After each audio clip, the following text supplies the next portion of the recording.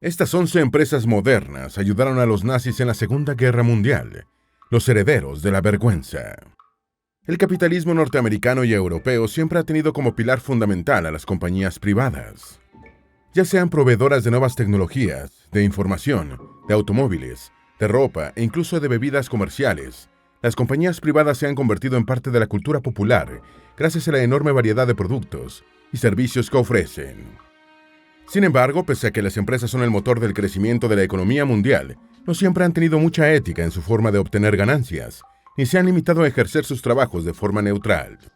Hubo compañías que contribuyeron con la desinformación durante el nazismo, que se lucraron con mano de obra esclava, que fabricaron armas que fueron usadas en crímenes de guerra, o que simplemente se hicieron de la vista gorda con muchos de sus actos atroces.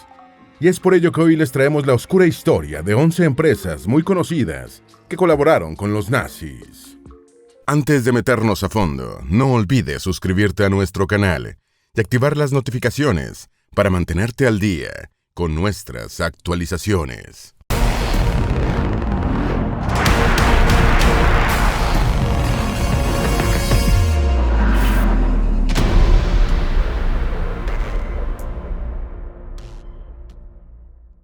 Número 1. The Coca-Cola Company. Mucha gente conoce Coca-Cola y la ha probado al menos una vez. Sin embargo, muchos desconocen que fue uno de los productos más consumidos por los nazis durante la Segunda Guerra Mundial, o que su director ignoró los crímenes nazis para obtener grandes ganancias. Cuando los nazis comenzaron a limitar severamente las importaciones de países extranjeros, en 1936, el presidente de Coca-Cola en Alemania, Max Keitt, convenció a Hermann Göring, a través de un intermediario, para que permitiera la importación de Coca-Cola dentro de dicho país. Esto tuvo ciertos inconvenientes al año siguiente, luego de que un ejecutivo alemán de una compañía de refrescos rival viese una botella con una escritura hebrea en la tapa de Coca-Cola, que indicaba que el refresco era kosher y que por lo tanto no era adecuado para el público alemán. Ante esta situación, Max Keitt y su equipo tuvieron una idea: crear un nuevo producto y promocionarlo de tal forma que fuese del agrado de los nazis. La compañía buscó ingredientes locales en Alemania, ya que no podía acceder al jarabe oficial de Coca-Cola de Estados Unidos debido a las restricciones, y creó una bebida que fue bautizada como Fanta. Promocionó su consumo, junto con la Coca-Cola, entre las juventudes hitlerianas. Cuando Estados Unidos entró en guerra en 1941, se cortó todo contacto oficial entre la filial alemana de Keitt y la Coca-Cola Company matriz. Con un suministro cada vez menor de Coca-Cola y Fanta, Keitt trabajó para asegurarse de que sus refrescos solo fueran para los soldados heridos del partido nazi. Después de la guerra, Coca-Cola Company recuperó el control de su sucursal alemana y, a pesar de haber colaborado con los nazis, dejó a Keitt como líder de la filial. Número 2. Hugo Boss. No es común oír el nombre de una prestigiosa marca de ropa asociada con el nazismo. No obstante, en 1931, el famoso empresario y diseñador de moda, Hugo Boss, comenzó a producir los primeros uniformes nazis en una fábrica que había comprado en 1924, situada en la ciudad de Metzingen, Alemania. Hugo Boss produjo los uniformes negros de las SS, las camisas pardas estándar de los nazis, así como el uniforme de las juventudes hitlerianas. Cuando Alemania comenzó a remilitarizarse en 1938, Hugo Boss también comenzó a producir uniformes para las Fuerzas Armadas nazis. Boss también se convirtió en miembro patrocinador de Schutzstaffel SS, el ala paramilitar de los nazis, haciendo donaciones mensuales a la organización. En 1940, la empresa llegó a utilizar como mano de obra esclava a 40 prisioneros de guerra franceses y 140 civiles encerrados en los campos de concentración, para producir los grandes pedidos solicitados por los nazis en esa época. Jan Kodak, un antiguo esclavo que se vio obligado a trabajar en la fábrica de Hugo Boss de 1942 a 1945, recuerda: en los barracones había piojos y pulgas. Muchos de los trabajadores Boss durante esta época laboraron hasta la muerte o fueron enviados a Auschwitz y Buchenwald para ser asesinados. Al finalizar la Segunda Guerra Mundial, Boss fue clasificado como partidario y beneficiario del nacionalsocialismo. En 1946 fue multado y despojado de su derecho a ser propietario de una empresa. Luego de la muerte de Boss en 1948, la compañía pasó a estar bajo el control de su yerno, Eugen Holly. En 1999, la empresa finalmente accedió a pagar una compensación a los ex trabajadores forzados. Número 3. Kodak. Como la mayoría de las empresas transnacionales de la primera mitad del siglo XX, Kodak tenía filiales en Alemania y en toda Europa. Luego de que Estados Unidos se uniera a la Segunda Guerra Mundial, le prohibió a las empresas estadounidenses la importación y exportación a países hostiles en 1941. Esta situación llevó a que, tal y como pasó con Coca-Cola, la rama de Kodak en Alemania se volviese más autónoma, quedando completamente bajo el control nazi, a quienes les vendieron una gran cantidad de dispositivos fotográficos y electrónicos. Igualmente le proporcionaron fondos a un enemigo extranjero de los Estados Unidos, además de utilizar a más de 250 trabajadores esclavos de los campos de concentración nazis. Dicha relación comercial entre Kodak y la Alemania nazi se mantuvo en secreto hasta su redescubrimiento en los archivos nacionales durante la década del año 2000. Kodak pagó $500,000 a las familias de las personas utilizadas como mano de obra esclava por las corporaciones nazis, aunque nunca se disculpó oficialmente por sus tratos comerciales con la Alemania nazi. Número 4. The Associated Press. The Associated Press es una agencia de noticias y de fotografía estadounidense que proporciona gran parte de los informes e imágenes básicas sobre el terreno de las noticias que vemos en los periódicos y en los noticiarios. Cuando los nazis llegaron al poder en Alemania en 1933, muchas organizaciones internacionales de noticias que operaban en el país fueron presionadas para ajustarse a los estándares nazis mediante una ley conocida como la Ley del Editor, que ordenaba que todos los periodistas profesionales fueran descendientes de arios y que todos los judíos fueran despedidos de la sala de redacción. Dicha ley también limitaba estrictamente los contenidos que los periódicos podían publicar. La mayoría de las organizaciones internacionales de noticias se retiraron de la Alemania nazi debido a esta ley, pero The Associated Press se quedó luego de despedir a todo su personal judío local y se negó a publicar imágenes que mostraran los ataques contra los judíos en Alemania para ganarse el apoyo de los nazis. Para 1935, varios miembros de las SS tomaron el control de la sala de redacción de la agencia de noticias y comenzaron a censurar escrupulosamente cualquier cosa que presentara a los nazis de forma negativa.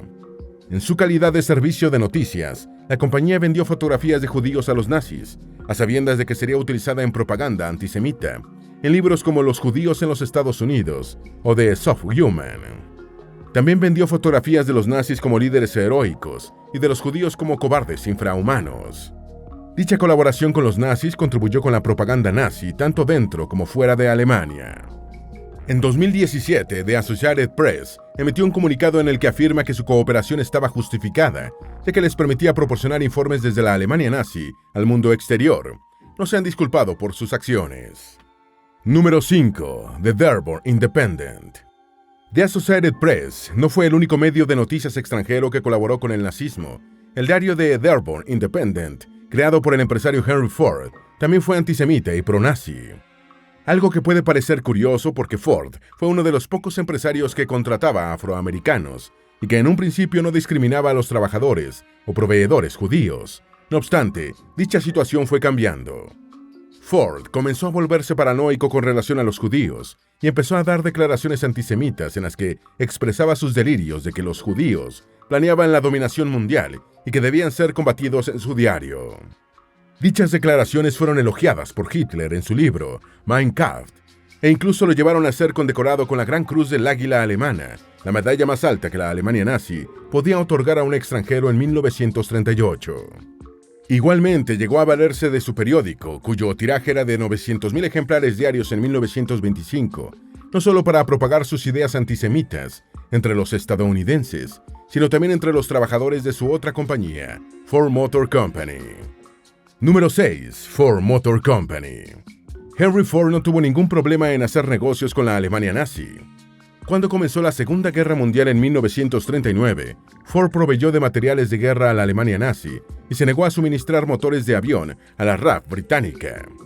En documentos de inteligencia estadounidenses desclasificados durante la década de 2000, se reveló que Ernest Liebold, el secretario de Henry Ford, podría haber sido un agente nazi que ayudó a alimentar la paranoia de su jefe sobre los judíos. Entre otras cosas, los documentos desclasificados indican que el propio hijo de Ford y el entonces presidente de la empresa, Edsel, podrían haber sido procesados por comerciar con los nazis si no hubiera muerto en 1943. Adicionalmente, las plantas de Ford en Alemania utilizaron trabajadores esclavos para ayudar con la fabricación de vehículos de guerra alemanes. entre el estallido de la guerra en septiembre del año 1939 hasta la liberación de las plantas por parte del ejército estadounidense el 5 de septiembre de 1945, con el conocimiento y consentimiento de la empresa matriz dirigida por Ford. Número 7. Bavarian Motor Works. Aunque mucha gente sabe que Bavarian Motor Works, mejor conocida por sus siglas BMW, fabrica motores para aviones y automóviles y motocicletas de lujo, no todo el mundo conoce que Gunther Quandt y su hijo Herbert, dos de sus principales accionistas, se beneficiaron del programa de arianización de los nazis, que despojó a los judíos de sus propiedades y se las entregó a los alemanes aprobados por el nuevo régimen.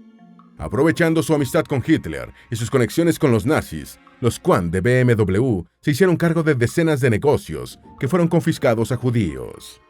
Durante la Segunda Guerra Mundial, al menos 50.000 trabajadores esclavos de los campos de concentración trabajaron en las empresas de las familias BMW y Quandt para fabricar armas.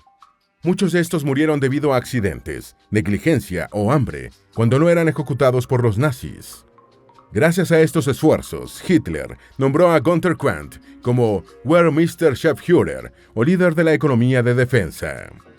Esta historia fue descubierta por los descendientes de los Quandt en un documental en el 2007, los que los llevó a investigar más sobre el tema y aceptar el mea culpa por los crímenes de sus ancestros. Número 8. Volkswagen. A diferencia de las otras compañías de esta lista, Volkswagen tiene la peculiaridad de ser una empresa creada por los nazis. A principios de la década de 1930, la industria automotriz alemana estaba enfocada en la creación de automóviles de lujo, por lo que había pocas personas en Alemania que tuviesen acceso a un automóvil.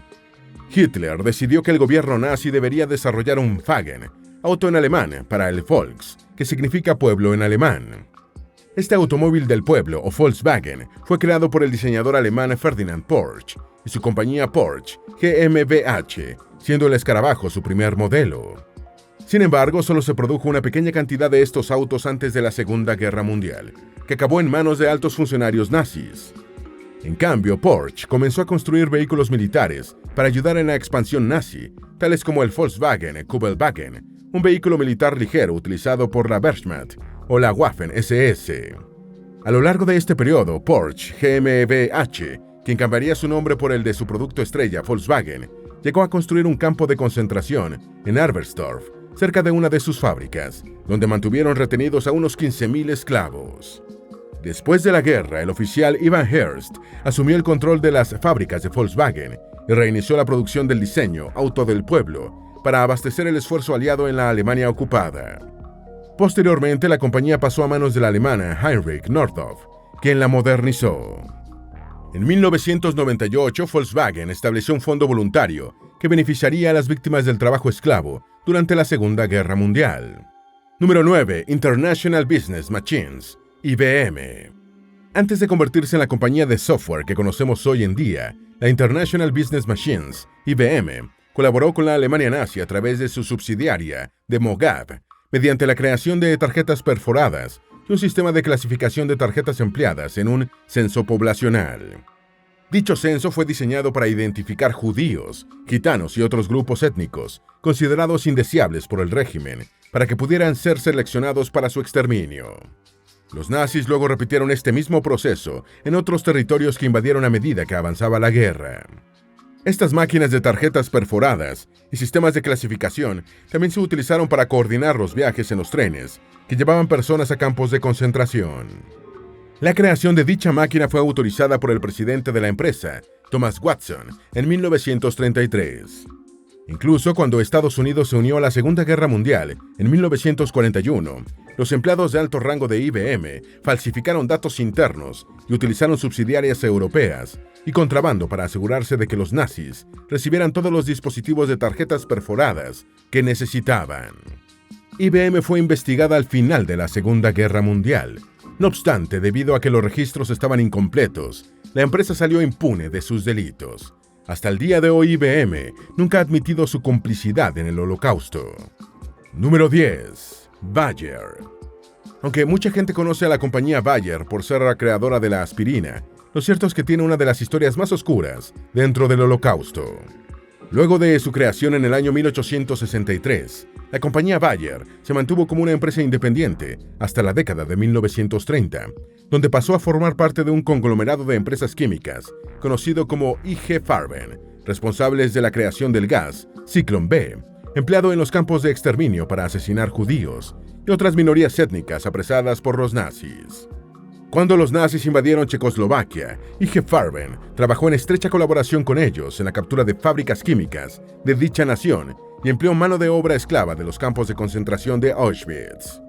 Al final de la guerra, IG Farben se disolvió y 13 de los 24 directores de empresas procesados fueron condenados por crímenes de guerra, aunque la condena no se cumplió y la mayoría de ellos fueron reincorporados como directores de las nuevas corporaciones creadas a partir de la disolución de IG Farben. Fritz Termeer, quien dirigió las operaciones en la planta de IG Farben en Auschwitz, se convirtió en presidente de Bayer después de la Segunda Guerra Mundial. La compañía no se disculpó por su papel en el Holocausto hasta el año 1995. Número 11. Siemens. La compañía Siemens pasó por una mala racha después de la Primera Guerra Mundial. Cuando Hitler tomó el control de Alemania en 1933, Siemens se benefició cuando el nuevo régimen comenzó a rearmarse y experimentó un crecimiento masivo gracias a la compra de armamento, llegando a convertirse en el conglomerado industrial más grande de dicho país. A medida que aumentaban las demandas de armamento, Siemens empleó cada vez más la mano de obra esclava, siguiendo el programa nazi de muerte a través del trabajo. En los países ocupados por Alemania, prisioneros de guerra, judíos, gitanos y reclusos en campos de concentración, como Auschwitz, Buchenwald, Mauthausen, Ravensbrück, Flensburg, Sachsenhausen y otros. La empresa también se benefició del programa de arianización, que expropió empresas y propiedades judías, y luego las revendió a precios de liquidación a empresas aprobadas como Siemens. Las operaciones de construcción de Siemens también emplearon esclavas, uniéndolas en equipos como animales de tiro para tirar de rodillos gigantes con los que pavimentaban las calles. En 2001, en una asombrosa demostración de amnesia criminal, Bosch Siemens Hausgeräte, una división de productos de consumo de la empresa, presentó solicitudes ante la Oficina de Patentes y Marcas Registradas de Estados Unidos para ampliar el nombre de Zyklon en una variedad de productos para el hogar, incluidos los hornos de gas, ignorando por completo el hecho de que Bayer había empleado un químico con ese mismo nombre en las cámaras de gas del Holocausto. Como era de esperarse, la elección del nombre provocó una enorme protesta pública, lo que obligó a la compañía a retirar las solicitudes de marca registrada. No solo el odio y el fanatismo representan un gran mal para la sociedad. La codicia desmedida también puede generar un enorme sufrimiento al ser humano. Si hay algo que podemos aprender de estas 11 historias de corrupción e inmoralidad empresarial, es que no debemos olvidar que nuestro progreso actual vino acompañado de grandes derramamientos de sangre. Esperamos que este video te haya sido útil. Si tienes algo que agregar, por favor, compártelo con nosotros en la sección de comentarios. Dale me gusta a este video y envíale el enlace a tus familiares y a tus mejores amigos para que también sepan más sobre las 11 empresas modernas que ayudaron a los nazis. Si eres nuevo en nuestro canal, no olvides suscribirte. No se te olvide seguirnos en todas nuestras redes sociales, que van a estar aquí abajo en la descripción. Recuerda, un pueblo que no conoce su historia está condenado a repetirla.